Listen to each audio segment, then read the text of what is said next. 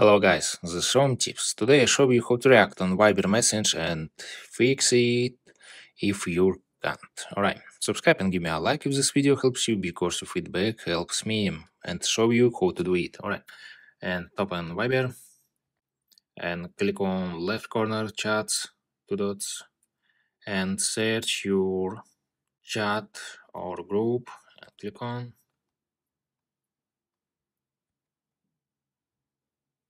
Alright, and search like it your message and click on heart. This you like it this message. If it don't work, and go back to home screen and open App Store or Google Play and click on right corner search and write Viber. Press search Rakuten Viber Messenger and press and click on update or open. This your Viber is update and open Viber and click on hearts. Alright, that's all.